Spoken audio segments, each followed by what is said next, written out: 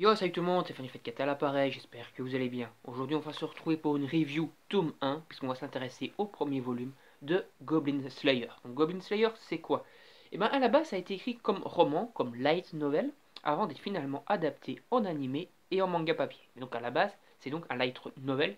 Un light novel, c'est quoi? C'est tout simplement des noms de romans, en fait, qui sont intitulés comme ça au Japon. C'est en général des romans basés sur des univers de manga ou autres, ou en tout cas où l'univers de ce roman se rapproche très portrait d'un manga. Bon, il faut savoir qu'au Japon, hein, comme vous le savez tous, ils sont vraiment très très fans de manga, ils en consomment vraiment par grosse quantité, c'est vraiment le pays du manga, quoi. Et donc même leurs romans sont, on va dire, manga, à l'origine un peu manga, dans un style très manga, et donc ça s'appelle des light novels. Donc ce Goblin Slayer est à la base donc un light novel avec un style très fantasy, avec des gobelins et compagnie, qui sont, comme que je vous le dis, adaptés en manga. Ce manga, c'est quoi? C'est tout simplement un peu le nouveau Berserk. Pourquoi? Tout simplement parce qu'il s'agit d'un un shonen très mature, déconseillé au moins de 16 ans, donc pour un public averti bien entendu, mais les codes sont vraiment très berserk, avec du gore, du sexe, des démons, etc. C'est vraiment, on va dire, très proche de Berserk. Alors, ce premier tome de Goblin Slayer fait quelque chose d'assez rare dans le manga, et d'ailleurs c'est comme ça dans l'anime également. C'est qu'en fait, on va d'abord commencer à suivre un petit groupe d'aventuriers qui veut se revendiquer chasseur de gobelins, qui accepte une quête qui trouve soi-disant facile d'aller s'occuper de quelques gobelins dans une grotte. On va donc suivre les aventures de ce petit groupe d'aventuriers, c'est-à-dire une prêtresse, donc guérisseuse lambda, une petite sorcière, une guerrière qui combat au corps à corps et un épéiste. Voilà, petite équipe de base classique de tous les mangas, de tous les shonen. Et ils vont donc partir faire cette première mission. Première mission qui va très mal se solder, puisqu'en fait, ils vont tous se faire zigouiller, à part la prêtresse. La prêtresse, alors qu'elle s'apprêterait à se faire tuer par les gobelins, va être sauvée par le Goblin Slayer, donc qui se trouve ici, hein, c'est le mec avec sa grosse armure, hein, donc qui est connu pour être un véritable chasseur de gobelins et chasseur surtout de petits démons. Et donc il va au final les sauver et valider, on va dire, la quête. Enfin, la sauver elle, puisqu'ils sont tous morts. Donc, ce manga qui est donc très proche de Berserk, pour quelle raison? Tout simplement parce qu'il y a énormément de gore, il y a énormément de sexe, etc. C'est-à-dire, par exemple, les gobelins vont attaquer directement donc le petit groupe là que je parlais, hein. Ils vont se battre contre eux, ils vont penser avoir l'avantage facilement, mais au final, ils vont tous se faire un peu avoir. La sorcière va se prendre un coup de couteau dans l'estomac, finalement, le guerrier, le épéiste va se défendre, mais finalement, il va perdre son épée en tapant sur un rocher, il va se faire carrément démembrer par les gobelins, donc c'est vraiment très trash, très gore. Les gobelins vont finalement réussir à vaincre la guerrière, hein, d'arts martiaux, et ils vont commencer littéralement à la déshabiller, à la violer devant sa copine. Elle va s'enfuir avec donc la sorcière qui sera blessée, mais au final elle était empoisonnée. Donc le Goblin Slayer qui va arriver, qui va sauver la prêtresse, va au final ôter la vie à la sorcière pour lui abréger ses souffrances, etc. Et après au final le Goblin Slayer va partir avec la prêtresse pour l'amener au village le plus proche, et une aventure va entre guillemets commencer où la prêtresse va un peu aller sous les pas du Goblin Slayer. Goblin Slayer qui est connu dans les villages comme étant un héros et compagnie, et qui va au petit à petit faire de plus en plus de quêtes pour essayer de combattre ces gobelins qui deviennent de plus en plus des menaces, qui attaquent des villages, qui pillent des villages.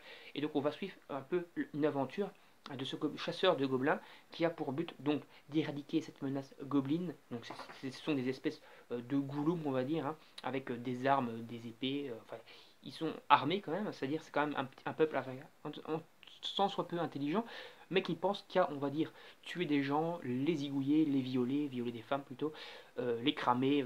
On va dire c'est vraiment un espèce de groupe malicieux, de démons malicieux qui pensent entre guillemets qu'à s'amuser en faisant le mal, quoi, en tuant des gens, en les brûlant, en pillant des villages, en cramant des villages. Ce sont, on va dire, des saloperies de bestioles, quoi.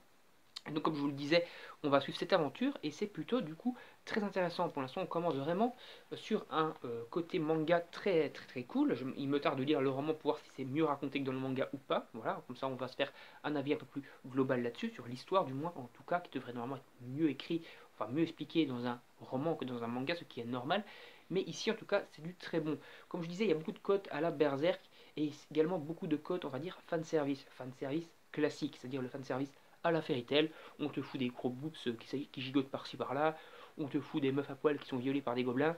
Bon, ça c'est un petit peu fanservice extrême, on va dire, un fanservice un peu gore. Mais dans l'ensemble, c'est franchement une bonne surprise. En tout cas, moi je vous le conseille. Il n'est pas spécialement long ce manga. Maintenant, à la base, on va dire, hein, il y a quelques années, les mangas typiques faisaient à peu près 180 pages. Maintenant, on commence à aller vers le dessus, on va dire, avec des mangas de 200 pages, voire même toujours 200 pages, voire même plus.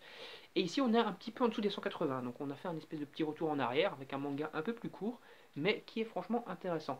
Alors, ce manga coûte quand même relativement cher comparé au manga classique dans ce genre-là. C'est-à-dire que j'ai payé 8,60 € celui-ci, donc c'est quand même un petit investissement.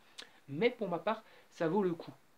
Pour vous lire un peu quand même le petit résumé, on va dire, de l'histoire, histoire de vous faire un petit résumé un peu plus global de l'histoire de Goblin Slayer, je vais vous lire le petit résumé de l'arrière de couverture, et comme ça vous aurez un avis un peu plus global sur le scénar, et après on s'arrêtera là pour cette vidéo. Cette vidéo.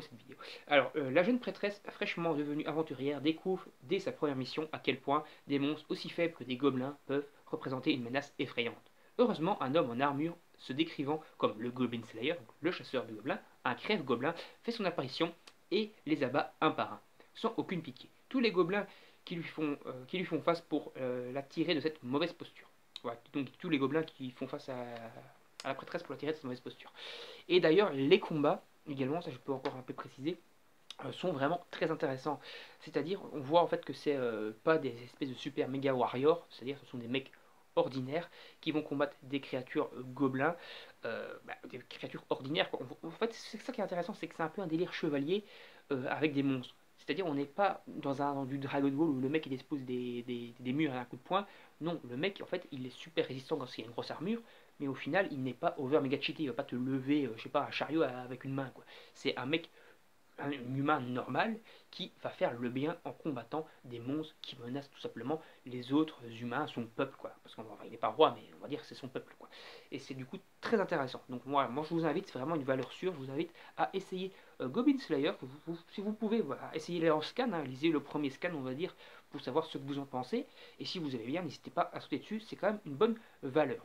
Quand j'aurai lu le tome 2, je vous ferai certainement une review du tome 2, ou bien je vous garderai peut-être la surprise, hein, pour si vous voulez découvrir vous-même l'œuvre. Bon, je vous ferai certainement une review du tome 2, parce que le tome 2 est normalement sorti il y a une semaine ou deux, donc j'ai de quoi vous faire une vidéo dessus.